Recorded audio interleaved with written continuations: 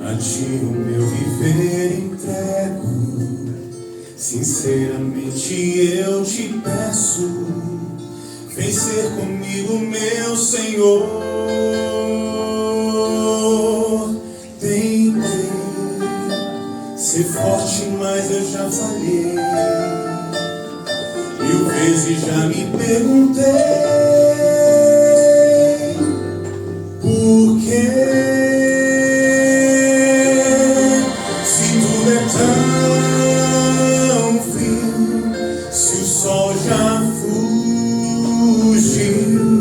Eu nem consigo mais cantar.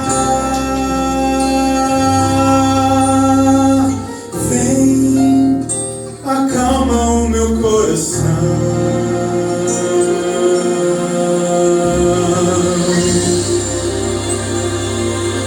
Eu hoje escolhi louvar teu nome, pois eu sei o Deus que tu és. Ainda está escuro, mas eu sigo pela fé.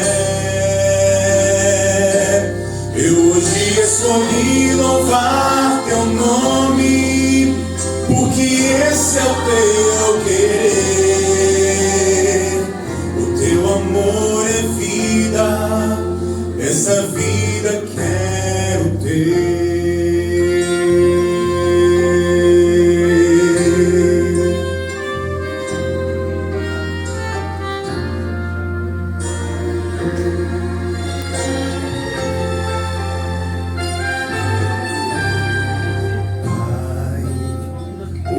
Às vezes é cortante, vem visitar-me a todo instante. Bem junto a ti eu quero estar, meu Pai. Talvez não saiba nem pedir, mas vem com teu amor ouvir meu clamor. Se tudo é tão frio, se o sol já fugiu, eu nem consigo mais cantar. Vem, acalma o meu coração. Eu hoje escolhi louvar teu nome, pois eu sei o Deus que tu és. Ainda está escuro, mas eu sigo pela fé. Eu hoje escolhi louvar teu nome, porque esse é o teu querer. O teu amor é vida, essa vida quero ter.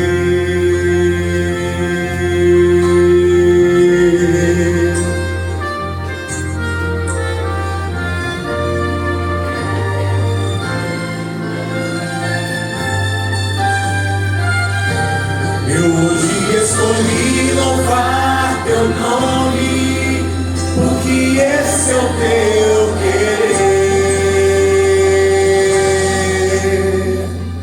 O teu amor é vida, dessa vida quero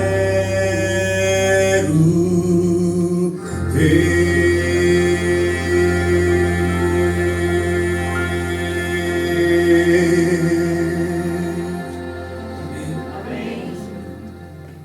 Convidar você, se você tem um celular e não não estiver usando, desligue. Se você tem um celular e estiver usando, põe no silencioso. Quero convidar você a orar por mim enquanto eu estiver aqui pregando, para que eu possa não falar de mim mesmo, mas pelo Espírito. Quero convidar você a abrir a palavra e enquanto eu estiver falando, pense e medite sobre o que está sendo dito. E convidar você também a fechar os seus olhos para a gente fazer uma oração. Querido Deus, bondoso Pai, sou muito grata ao Senhor pelo amor, o carinho e o cuidado que o Senhor nos tem.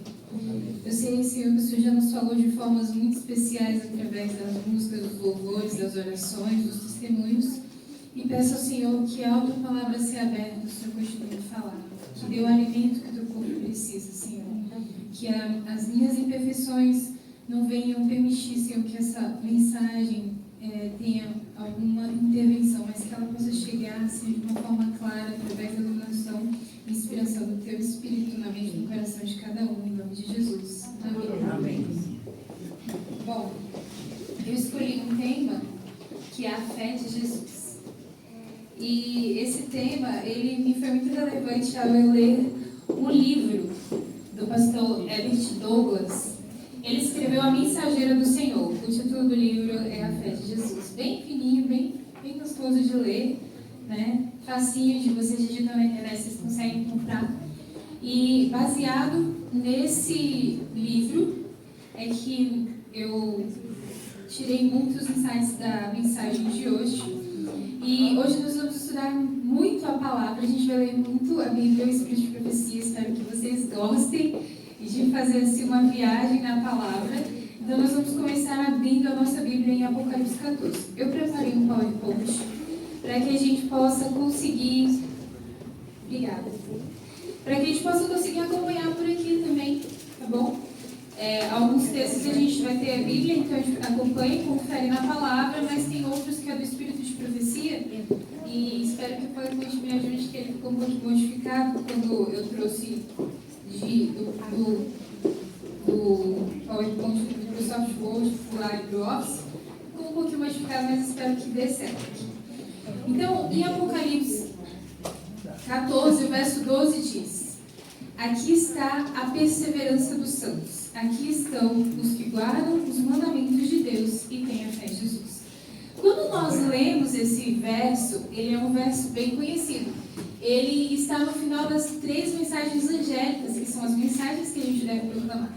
E no final da última mensagem, na terceira mensagem angélica, quando nós convidamos o mundo todo para poder não adorar a besta, a sua imagem, para não receber os flagelos que advêm. Então, nesse final, lá está descrito que tem um povo santo que não adora a besta e a sua imagem. E a característica desse povo é que ele tem paciência e que eles guardam os mandamentos de Deus e têm a fé de Jesus.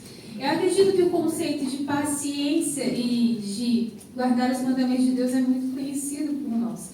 Mas hoje eu gostaria de me deter no que seria ter a fé de Jesus.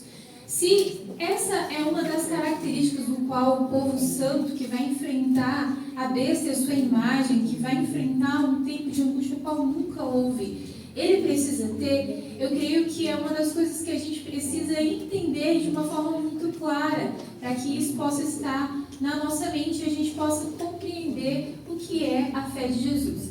É muito importante a gente também compreender que existe uma diferença de a fé em Jesus e a fé de Jesus.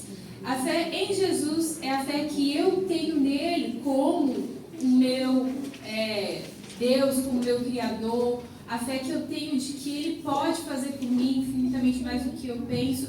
Então, é eu crer na pessoa de Jesus. Essa é a fé em Jesus. Mas a fé de Jesus é a fé... Antes de eu falar da fé de Jesus, é importante ressaltar que a fé em Jesus até os demônios têm. Tiago 2, o verso 19 diz: tu crês que há um só Deus? Fazes bem. Também os demônios creem e estremecem. Então, essa fé ela não é uma fé que em si pode nos salvar, porque até os demônios não foram salvos. Mas a fé de Jesus, sim, é uma fé que pode nos salvar. E qual foi a fé de Jesus? É a fé que Jesus teve no Pai. É a fé que Jesus desenvolveu um relacionamento com o Pai. Então, ter a fé de Jesus é ter a mesma fé que Jesus teve com o Pai. É muito importante a gente, quando a gente vai no estudo de hoje estudar sobre a vida de Jesus, a imagem disse que era bom que nós nos detêssemos em passar pelo menos 1 hora compreendendo a vida de Jesus, principalmente as suas cenas finais. Hoje nós vamos estudar as cenas finais, mas nós vamos compreender um pouquinho sobre a natureza de Jesus. A gente observa que quando Jesus ele se fez homem, ele se despiu da sua natureza divina. Olha o que diz Filipenses 2, do verso 5 ao 8. Olha o que diz. De sorte que haja em vós o mesmo sentimento que houve também em Cristo Jesus, que sendo em forma de Deus, não teve por usurpação o ser igual a Deus, mas esvaziou-se a si mesmo, tomando a forma de servo, fazendo-se semelhante aos homens, e achado na forma de homem, humilhou-se a si mesmo, sendo obediente até a morte de cruz. Esse verso nos conta que quando Deus ele formulou o plano da salvação, em algum momento que a Bíblia diz que é na plenitude dos tempos, ou seja, no tempo certo, nem antes nem depois, Deus mandou o seu Filho ao mundo. E o objetivo de Jesus Cristo vir ao mundo era mais do que para morrer por nós, era para que ele pudesse se esvaziar da sua forma de Deus, tomar a forma humana, entender como são as dores do homem, entender como que é a vida do homem, como é a luta do homem, se fazer como um servo semelhante aos homens, e além de já ser uma grande humilhação para um Deus deixar o seu trono de glória, ele morreu a morte mais humilhante na época dele, que era a morte de cruz. Então a gente vê uma abnegação assim, extremamente grande na vida de Jesus. E para que ele pudesse passar por todas as etapas que esse verso diz, de se tornar homem, de ser um servo humilde e de morrer uma morte de cruz, ele precisava desenvolver a sua fé. Ele não nasceu já sabendo que ele era Deus. Ele compreendeu enquanto ele foi ensinado por Maria. E a gente vai ver textos hoje do Espírito de Profecia, do Desejado de Todas as Nações, mostrando como que foi o desenvolvimento da fé de Jesus. Então, é muito importante a gente entender isso, que ele teve que compreender qual era a sua identidade. E teve uns momentos assim, pontuais no qual Jesus compreendeu qual era a sua identidade. Quando a gente olha, por exemplo, quando Jesus tem 12 anos, os judeus com 12 anos, eles já sabiam os 5 primeiros livros da Bíblia de cor, eles já tinham um ofício, e eles iam ao templo a primeira vez com 12 anos, e Jesus Cristo foi. E quando ele viu todas aquelas cenas ali do cordeiro, ele compreendeu que aquele cordeiro era ele, que ele era o cordeiro de Deus que tinha o pecado do mundo. Ali o Espírito Santo testificou ao coração de Jesus. Então, é muito importante a gente compreender que Jesus precisou de desenvolver a sua identidade, de entender que ele era Deus. Em outro momento singular também foi quando ele foi batizado e uma pomba desceu do céu e ouviu-se uma voz dizendo: "Este é meu filho amado, em quem eu tenho muito prazer." Isso fez com que Jesus pudesse suportar muitas e muitas dificuldades, inclusive a tentação no deserto. Eu queria ressaltar para vocês aqui como que foi a vida de Jesus Cristo. E eu achei bem interessante esse texto Desejado de Todas as Nações, na página 117, que diz assim: Satanás apontara o pecado de Adão como prova de que a lei de Deus era injusta e não podia ser obedecida. Cristo deveria remir em nossa humanidade a falhas de Adão. Quando este quem? Adão, fora vencido pelo tentador, entretanto, não tinha sobre si nenhum dos efeitos do pecado. Encontrava-se na pujança da perfeita varonilidade. Possuía o pleno vigor da mente do corpo. Ele achava-se circundado das glórias do Éden e em comunhão diária com os seres celestiais. Então, quando Adão foi vencido, ele vivia nesse contexto. Mas não foi assim quanto a Jesus, quando ele penetrou no deserto para confrontar-se com Satanás. Por 4.000 anos, a raça estivera a decrescer em força física, vigor mental e moral. E Cristo tomou sobre si as fraquezas da humanidade degenerada. Unicamente assim podia salvar o homem das profundezas da degradação. Então, o que Jesus tomou sobre si? Ele tomou essa natureza humana degradada. Essa circunstância, né? Nessas circunstâncias, ele tomou sobre si, não que o espírito, a moral de Jesus era degradada, mas que ele recebeu um corpo humano, né, com todas essas proporções. E aqui diz: pretendem muitos que era impossível Cristo ser vencido pela tentação. Neste caso, não teria sido colocado na posição de Adão. Não poderia haver obtido a vitória que aquele deixara de ganhar. Se tivéssemos, em certo sentido, um problema de conflito um mais problema de conflito do que teve Cristo, então ele não estaria habilitado para nos socorrer. Mas nosso Salvador se revestiu da humanidade com todas as contingências da mesma, tomou a natureza do homem com a possibilidade de ceder à tentação. Nós não temos que suportar coisa alguma que ele não tenha sofrido.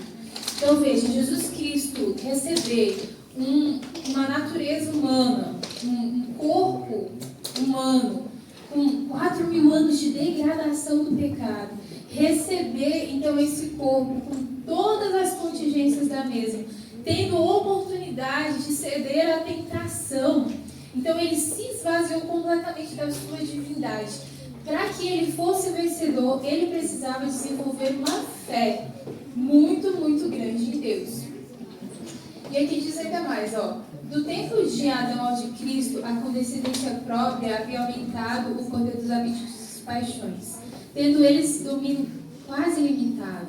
Os homens se haviam aviltados e ficado doentes, sendo-lhe de si mesmo impossível vencer. Cristo, em favor do homem, pela resistência à severíssima prova, exercitou, por amor de nós, um autodomínio mais forte do que a fome ou a morte. E, nessa vitória, estão envolvidos todos os resultados que entram em todos os nossos conflitos com o poder das trevas. Então, quando Jesus Cristo ele teve que exercer um autodomínio mais forte do que a morte, isso tem a ver com a natureza pecaminosa que ele recebeu nossa. Porque ele recebeu essa tendência que a gente recebe, né, de querer fazer o que é errado. Então ele teve que ter esse autodomínio. E a vitória de Cristo, com a vitória dele, estão envolvidos resultados que entram em todos os conflitos com os poderes do mal. Então, como será que Jesus Cristo conseguiu ter essa vitória? E eu posso dizer para vocês que ele conseguiu ser vitorioso porque ele estava em comunhão com o Pai. Quando Jesus entrou ao deserto, ele estava rodeado da glória do Pai, absorto com a comunhão com Deus. Foi erguido acima das fraquezas humanas, mas a glória se afastou dele e ele foi deixado a lutar com a tentação. Ela o apertava a todo instante. Sua natureza humana recuava do conflito que o aguardava. Então, veja, ele tinha uma comunhão com o Pai, mas no momento em que Satanás veio para tentá-lo após 40 dias, a sua natureza humana recuava. Então, Jesus Cristo, ele tinha uma natureza humana como nós, para mostrar que assim como ele, unido com o Pai, venceu, nós também podemos, unido com o Pai, vencer. E como foi que Jesus Cristo venceu?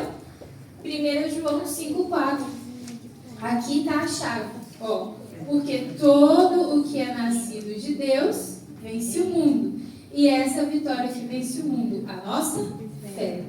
Veja, ser nascido de Deus é o que nós precisamos. Vocês lembram de Nicodemos, que ele queria saber como que ele fazia, né, para poder entrar no reino de Deus? E Deus falou assim: Nicodemos, o problema é que você tem uma natureza carnal. E essa natureza não vai te permitir entrar no céu. Você precisa nascer de novo.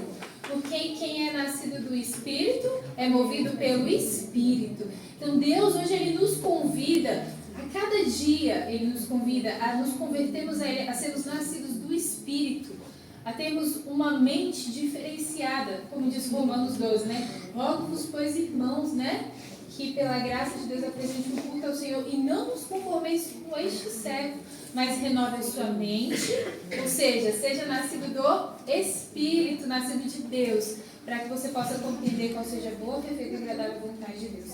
Então, Jesus venceu por conta da sua fé. E nós também podemos vencer através da fé. Agora eu queria trabalhar com vocês alguns conceitos do que seria a fé.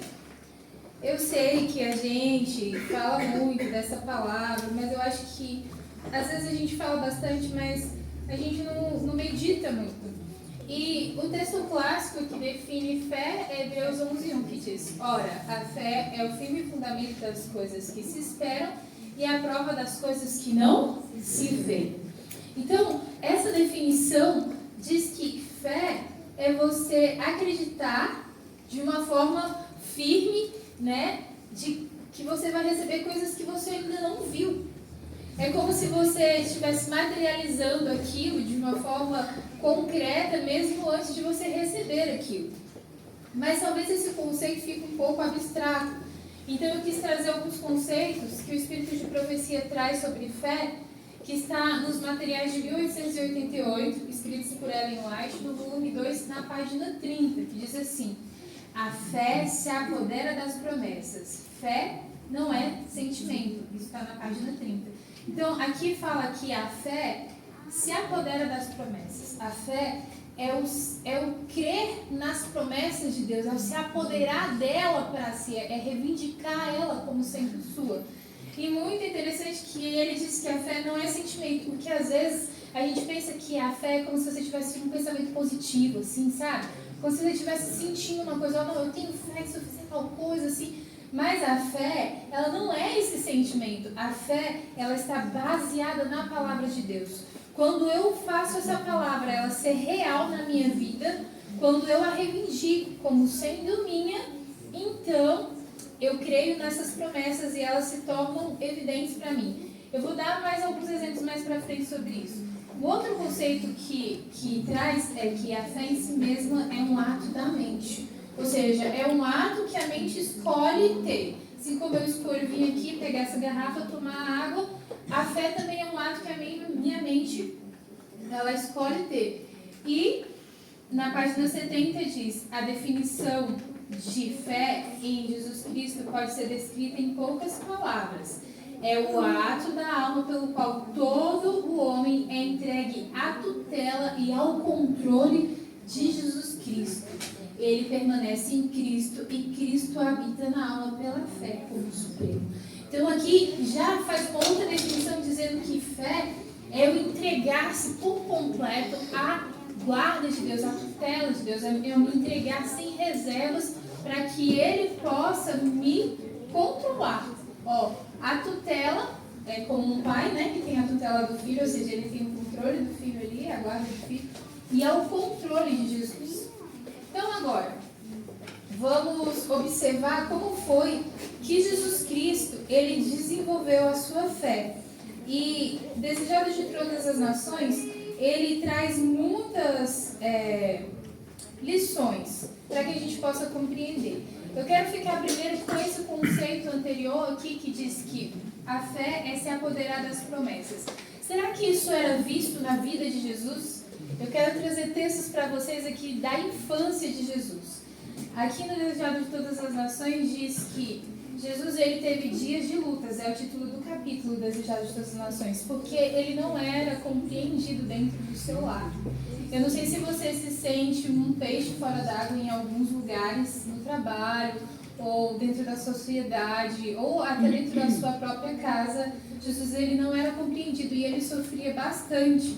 E aqui vai mostrar como que ele conseguia passar diante dessas dificuldades. No capítulo diz assim, ó: desde os mais tenros anos, a criança judia era rodeada das exigências dos rabinos. Rígidas regras se prescreviam para cada ato, até mesmo os mais minuciosos da vida. E isso deixava a vida de uma criança extremamente enfadonha, porque imagina, um monte de ritos, de regras, desde muito pequeno, para você poder seguir. Jesus, porém, não se interessava nessas coisas. A gente sabe que Jesus não foi nas escolas dos rabinos, né? Ele aprendeu aos pés de Maria, justamente porque ele não se interessava nesse tanto de regras que não ajudavam, atrapalhavam. Aqui diz que desde a infância ele agia independentemente das leis dos rabinos. As escrituras do Antigo Testamento eram o seu constante estudo.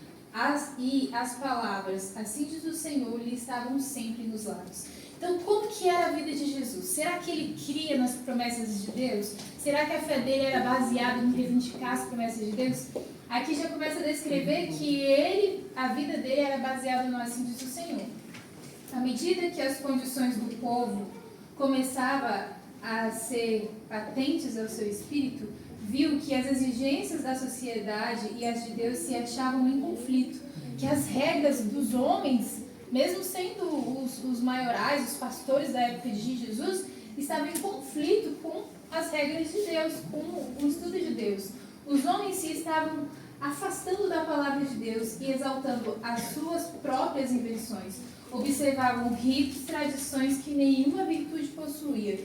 Via Jesus que, em seus cultos destituídos de fé, não encontravam paz. Então, será que hoje também não acontece muito isso com a nossa sociedade? Que as pessoas, elas estão focadas nas teorias dos próprios homens, na filosofia de hoje, na razão, em vez de naquilo que Deus deseja nos ensinar. Isso acontecia com Jesus. Por isso, ele mais ainda entesourava a palavra de Deus no seu coração. E eu acho muito interessante que eu vou colocar aqui como Jesus respondia algumas perguntas. Ele tinha inúmeros versos na sua mente e para cada uma atitude da sua vida que muitas vezes contradia os ritos da sociedade, ele tinha uma assim diz o Senhor para poder responder. Aqui diz, desde pequeno começava Jesus a agir por si mesmo na formação do seu caráter. E nem mesmo o respeito e o amor aos pais podia desviá-los da obediência à palavra de Deus. Jesus ele era conduzido pelo Espírito Santo. Por isso que ele agia independente muitas vezes até daquelas coisas, tradições que eram ensinadas. Está escrito, era a sua razão para cada ato que desenrolava dos costumes domésticos. Então, se Jesus tinha um comportamento que não estava de acordo com as regras e as exigências daquela sociedade, ele respondia por que esse comportamento através do está escrito. A influência dos rabinos, porém, tornou-lhe a vida muito amarga. Mesmo na mocidade, teve que aprender a dura lição do silêncio e da paciência no sofrimento. Irmãos, eu não sei se vocês já tiveram que em muitos momentos na vida de vocês aprender a dura lição do silêncio. A lição da paciência no sofrimento. Porque muitas vezes a gente está certo. Muitas injustiças acontecem ao nosso redor. Mas nós não temos condições de conseguir mudar a mente das pessoas. E aí a gente precisa de aprender essa dura lição. Irmão, eu digo que essa lição é muito difícil para mim. Eu sou uma pessoa que fico muito, vamos dizer assim, incomodada com injustiças. Eu quero falar, eu quero resolver, mas muitas vezes a gente precisa se calar e foi o que Jesus fez. E aqui ele diz que alguns haviam que o buscavam, sentindo-se em paz na sua presença.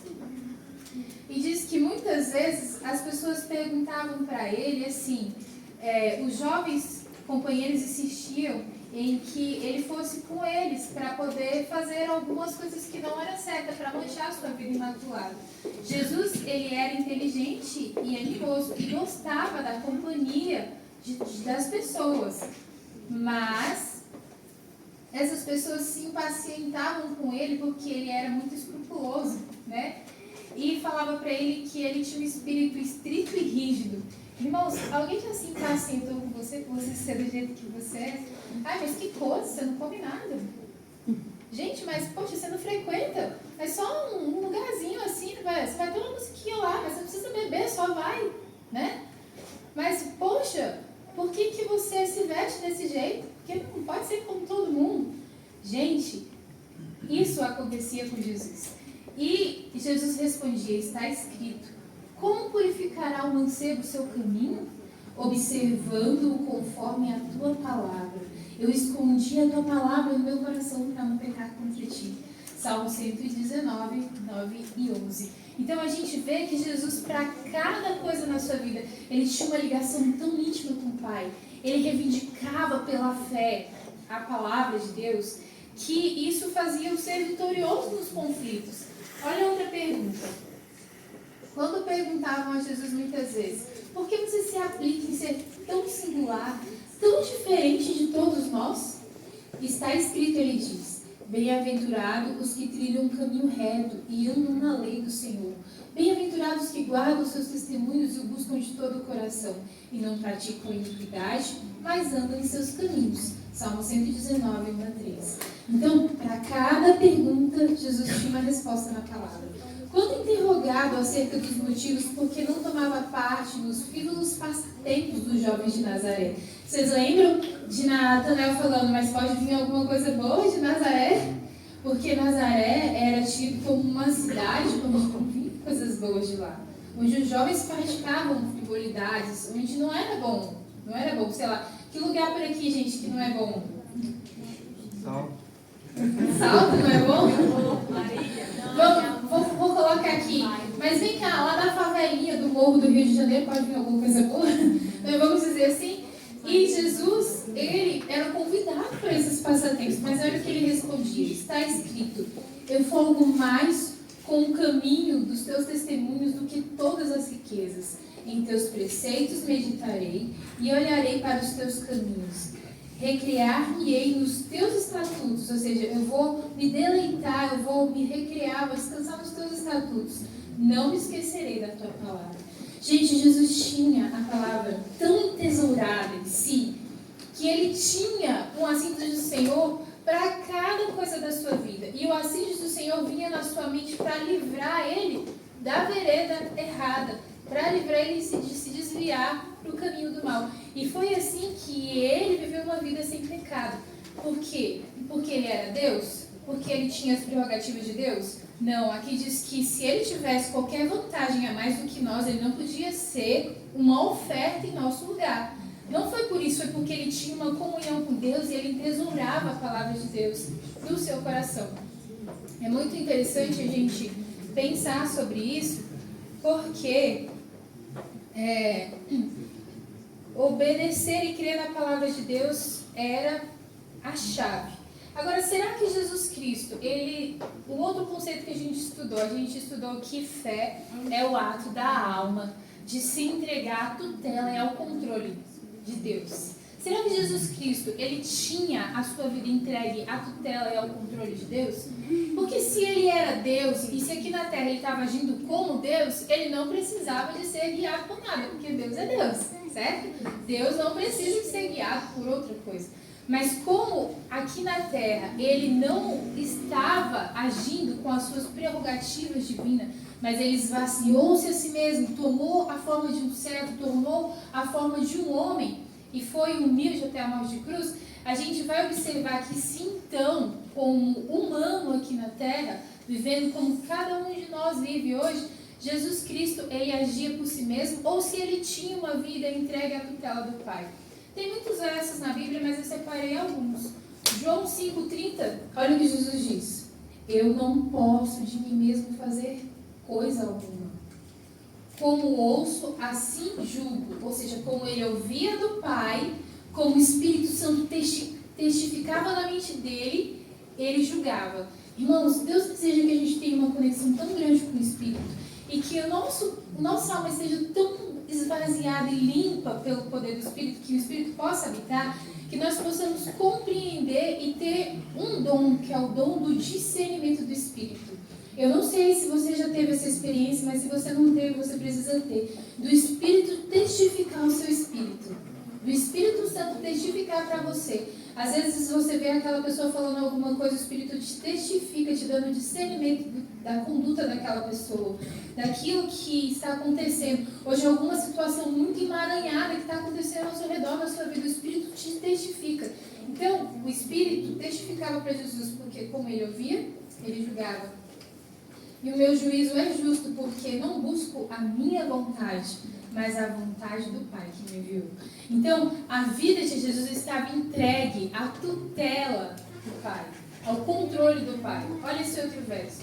João 8, o verso 28. Vocês podem procurar e olhar lá, diz. Disse-lhe, pois, Jesus, quando levantardes o Filho do Homem, então sabereis que eu sou, e que nada faço por mim mesmo, mas falo assim como o Pai me ensina. Veja, Jesus Cristo, ele diz, eu nada faço por mim mesmo, mas falo assim como o Pai me ensina. Ele era ensinado por Deus.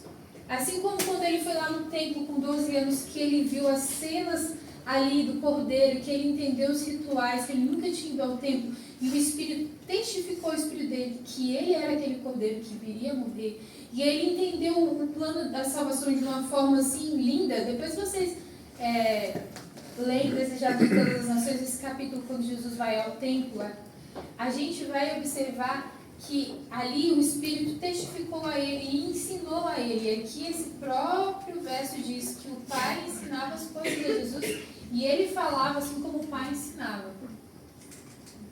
Aqui também em João 12, o verso 49 diz assim, porque eu não tenho falado de mim mesmo, mas o Pai que me enviou, ele me deu um mandamento sobre o qual eu hei de dizer e sobre o qual eu hei de falar. Então, a vida de Jesus Cristo era controlada pelo Espírito Santo. E assim a fé dele era desenvolvida. Por quê? Porque ele passava tempo em comunhão.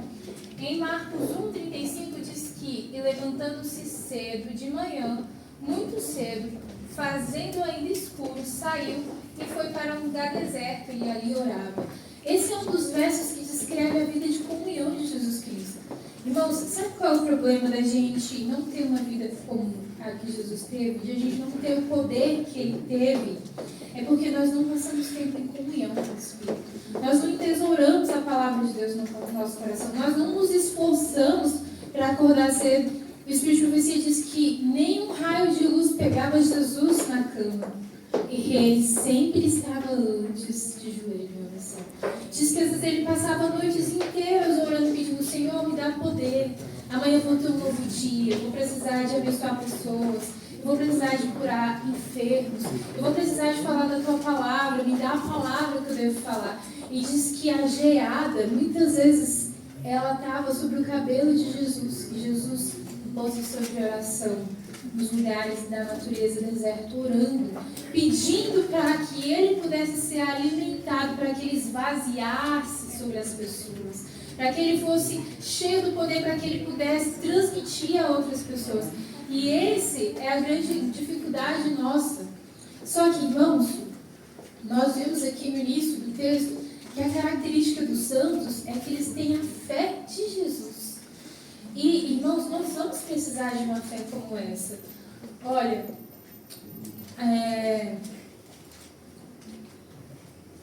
em Daniel 12, o verso 1 diz assim: e naquele tempo se levantará Miguel, o grande príncipe, que se levanta a favor dos seus filhos, dos filhos do teu povo.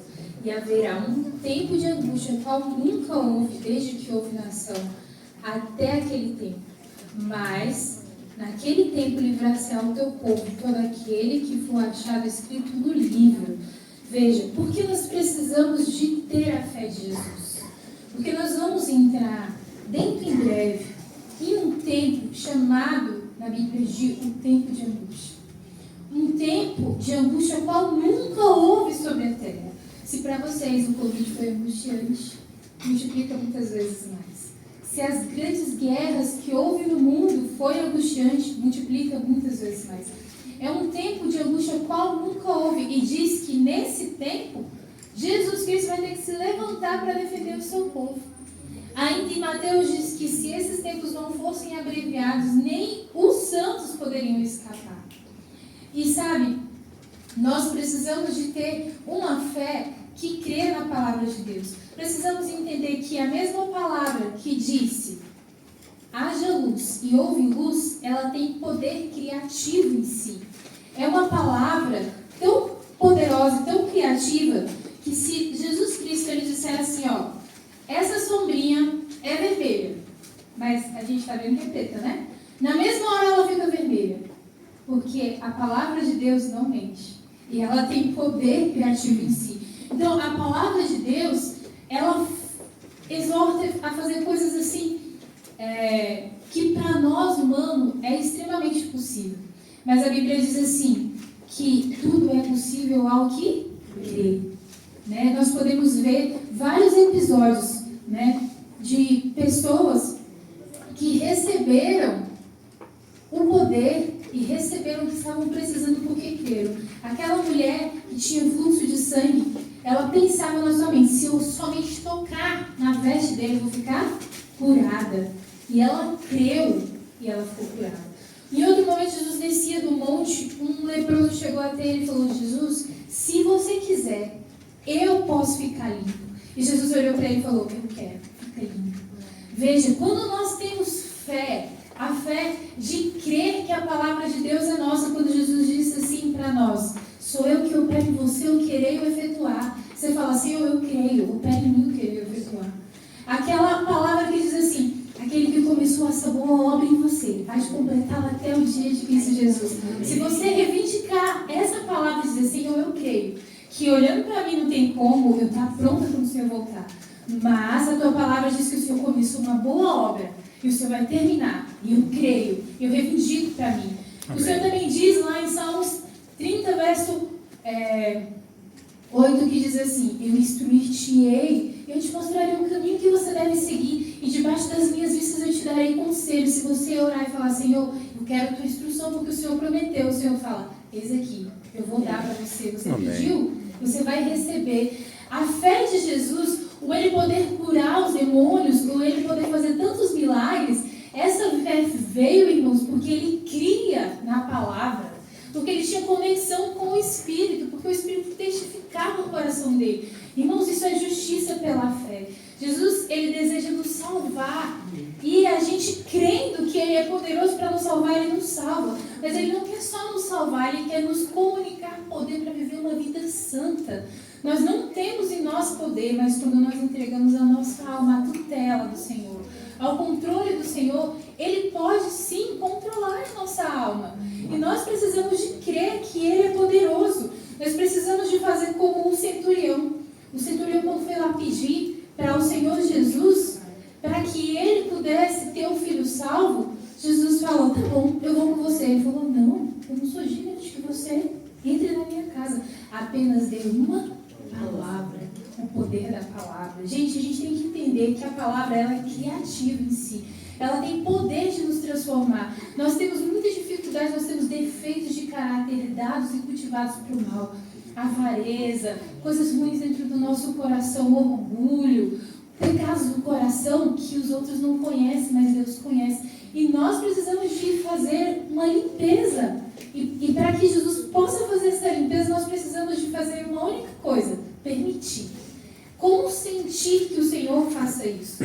E eu quero mostrar para vocês aqui que nesse tempo de angústia qual nunca houve, um grande conflito no capítulo 39, quando fala do tempo de angústia, ele diz assim, o tempo de angústia, de agonia e angústia, que diante de nós está, exigirá uma fé que possa suportar o cansaço, a demora e a fome.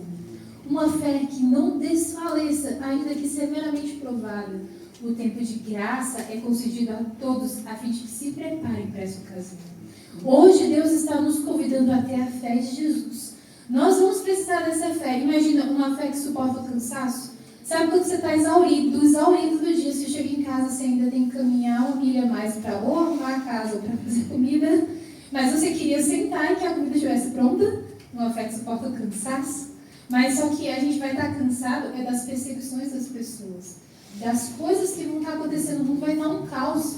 A gente vai estar nesse tempo de angústia, se Deus não permite que a gente morra e descanse no Senhor. Uma fé que suporte a demora, você quer comer, mas não tem alimento ainda, né? Não, a fome, né, perdão. A demora de talvez vir um socorro para nos salvar, a demora talvez envia um alimento, a fome. E olha o que diz esses textos. Jacó prevaleceu porque era perseverante e decidido. Sua vitória é uma prova do poder da oração inobstável. importuna. Lembra daquela parábola do juiz iníquo, que a mulher ficava toda hora lá pedindo? E aquele juiz não dava para ela o que era direito dela, porque ele era iníquo. Mas teve uma hora que ele falou assim: eu sou iníquo, não faço justiça, mas eu vou atender essa mulher porque eu não suporto mais, todo dia ela está aqui me pedindo a mesma coisa. E lá Jesus fala: se ele, sendo um juiz iníquo, ouviu o pedido daquela mulher, imagina o Pai Celeste, que quer dar para nós infinitamente coisas. Então, Jacó, ele queria uma bênção, então ele importunou a Deus.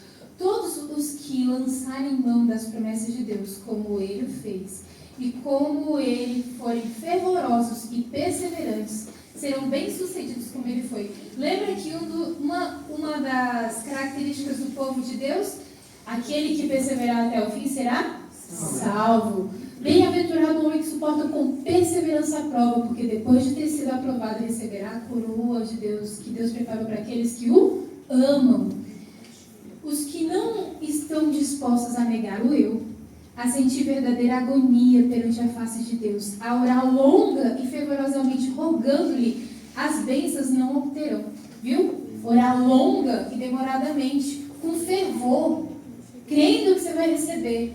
Lutar com Deus. Quão pouco sabem o que significa isso. Quão pouco tem buscado a Deus com contrição de alma, com intenso anelo, até que todas as faculdades se encontrem em sua sujeição. Acho que cortou, né? O resto não consigo ler. Olha aqui. Os que agora exercem pouca fé correm maior perigo de cair sob o poder do engano de Satanás e o decreto que violará a consciência. Irmãos, quando você lê Apocalipse 13, a gente vê ali um sistema político e religioso se levantando, do qual a Bíblia denomina a besta. A besta é um animal que em profecia significa poder ou reino. Esse poder religioso e político, ele vai coagir a sua consciência. Ele vai fazer com que você adore aos homens porque você não pode comprar, nem pode vender. Ou porque você o aceitou de livre e espontânea vontade. Por isso que é a marca sobre a mão ou sobre a testa. E lá ainda fala que você não vai poder comprar e nem vender nesse tempo se você não aceitar o que esse sistema impõe. E lá ainda diz que em um determinado momento esse sistema ele vai decretar a morte de todos aqueles que não adoram a besta sua imagem. Então, para que a gente possa estar em pé e não ceder aos enganos de Satanás, a gente precisa de uma fé. Para que a gente não tenha a nossa consciência violada pelo decreto que vai vir. Nós sabemos, um decreto vai vir. Um decreto dominical que vai contra a lei de Deus do sábado. E mesmo resistindo à prova, serão imersos em uma agonia e aflição mais profunda no tempo de angústia, porque nunca adquiriram o hábito de confiar em Deus. Aqui está dizendo de uma classe de pessoas que quando for o tempo de angústia, eles vão ter uma agonia muito mais intensa do que outros, porque eles nunca aprenderam a confiar em Deus.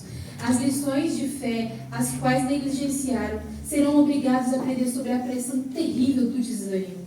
Devemos familiarizar-nos agora com Deus, provando as suas promessas, viu? Reivindicando a promessa para si.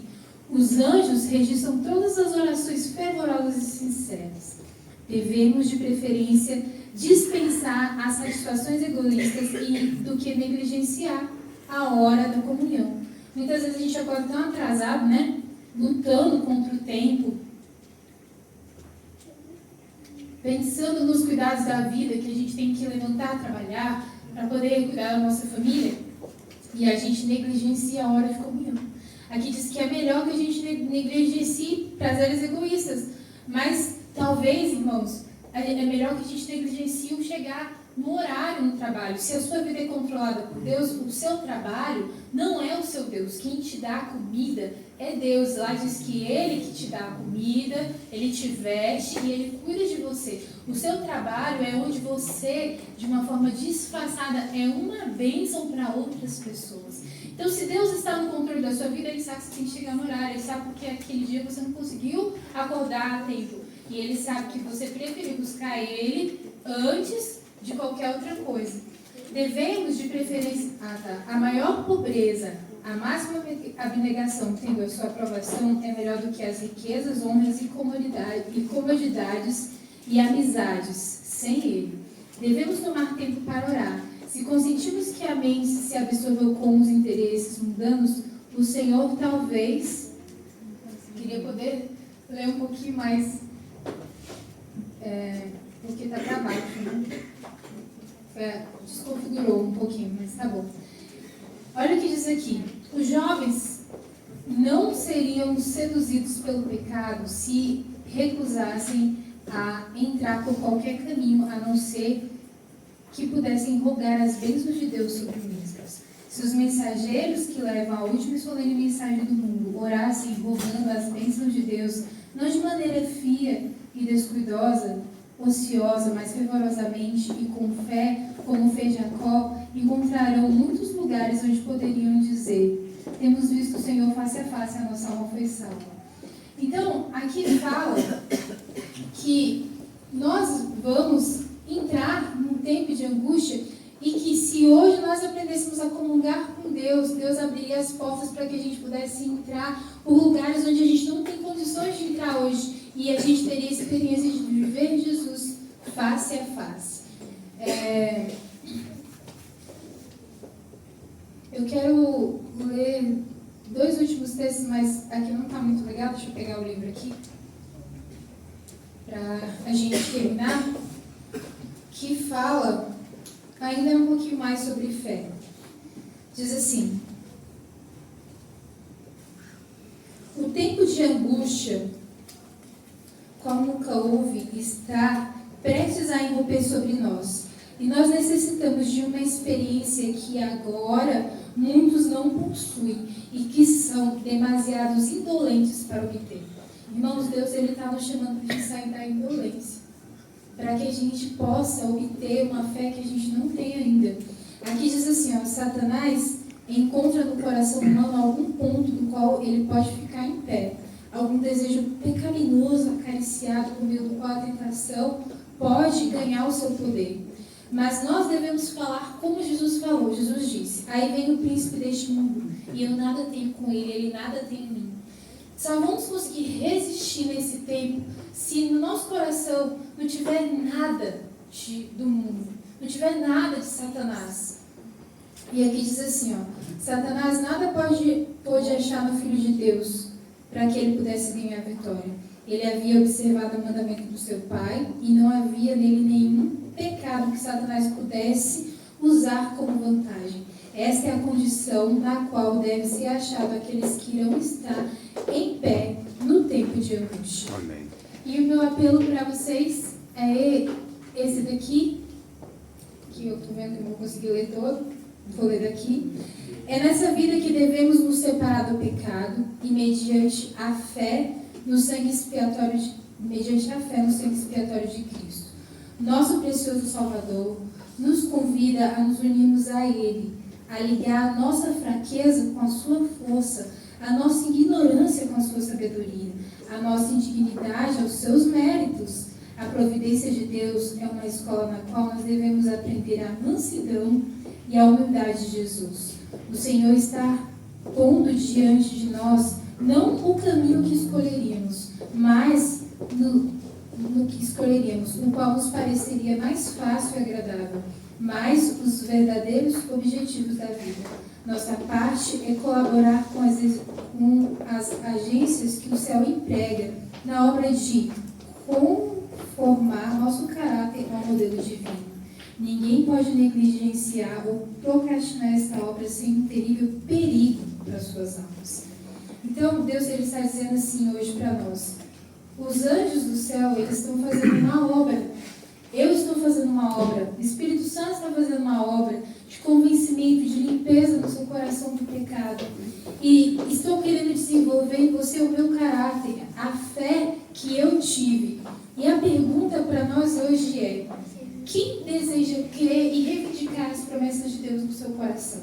Quem deseja? Quem deseja entregar a sua vida à tutela do Senhor, para que o Senhor controle? Amém. Nós podemos ver que muitos milagres aconteceram quando as pessoas, elas somente disseram: Senhor, eis-me aqui, envia-me a mim. A gente viu Maria quando ela disse: eu sou a serva do Senhor, faça em mim a tua vontade. E daí ela viu Jesus Cristo.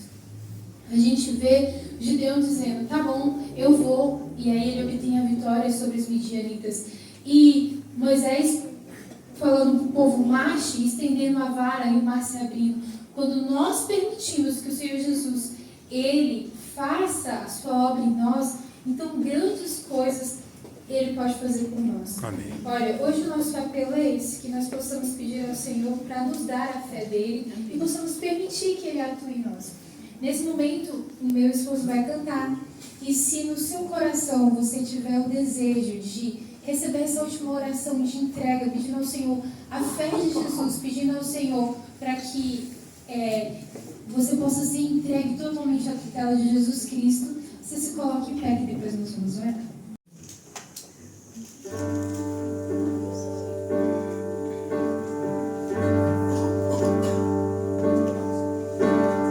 Mar vermelho ali, escondendo a salvação, o milagre ao erguer suas mãos. 7 dias gastos rodeando Jericó, um clamor de fé e a libertação.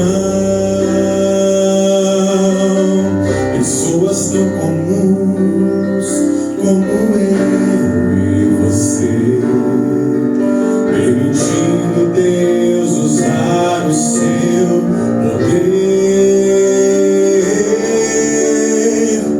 Fico impressionado ao pensar que para Deus conseguir me usar é preciso primeiro permitir, fechar os olhos e acreditar, sentir a essência do meu ser cantar. Oh meu Deus, vem minha vida possuir aqui.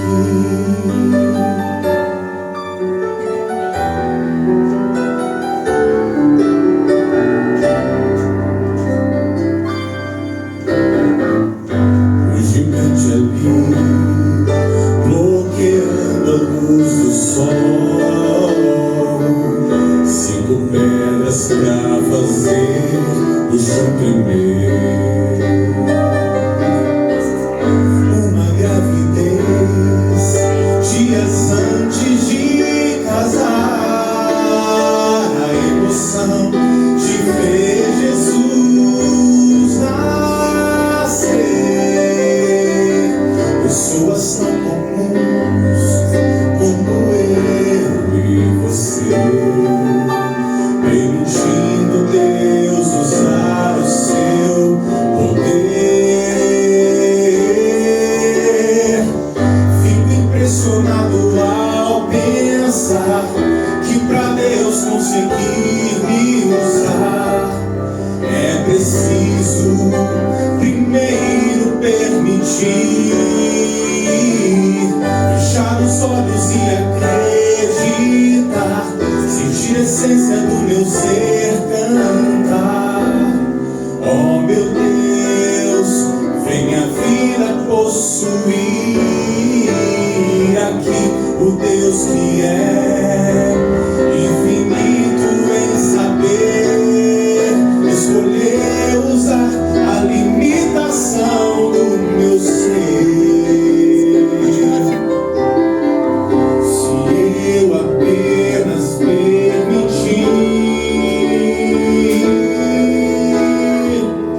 fico impressionado ao pensar que para Deus conseguir me usar é preciso primeiro permitir. Fico impressionado ao pensar que para Deus conseguir me usar é preciso primeiro permitir, fechar os olhos e acreditar, sentir a essência do meu ser cantar.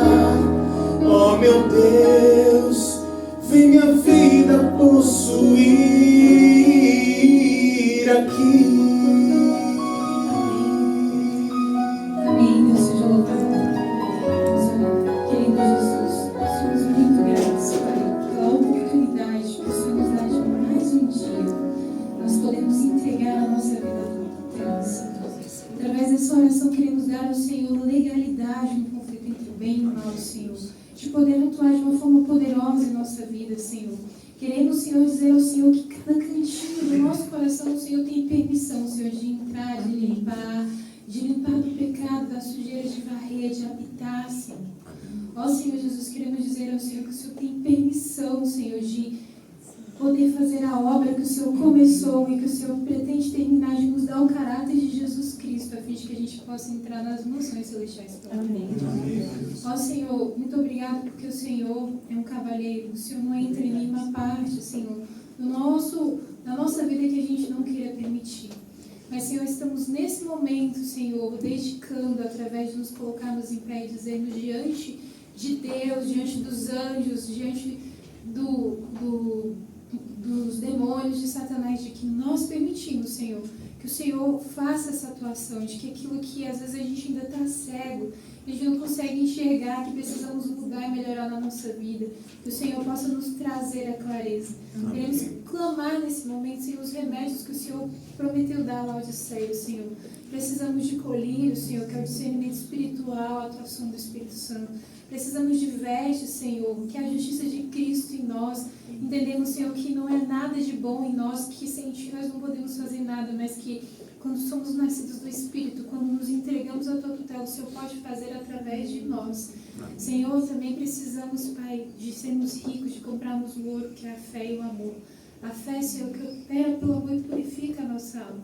Quero, Senhor, entregar de uma forma especial as famílias que estão aqui. Amém. Cada pessoa que está aqui representando a família ou está com a sua família, Senhor, temos sido bombardeados pelo inimigo, Senhor. As nossas famílias têm sofrido, Senhor, fortemente os ataques, Pai.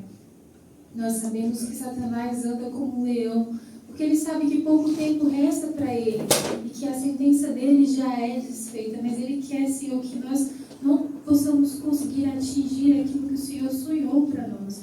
Mas queremos pedir ao Senhor que, em nome de Jesus, repreenda Satanás. Queremos que a nossa casa seja uma casa de bênção, um lugar onde o Senhor possa ter prazer em ficar, onde o Teu Espírito habita. Estamos aqui entregando a nós, os nossos cônjuges, os nossos filhos, os nossos pais, para que o Senhor possa continuar a obra que o Senhor começou. Amém. Muito obrigado, Senhor, pela fé, que a Tua palavra diz que pela graça somos salvos e mediante a fé, e que a fé é um dom do Senhor. Que o Senhor possa nos concedê-lo nesse dia, em nome de Jesus. Amém. Amém. Amém.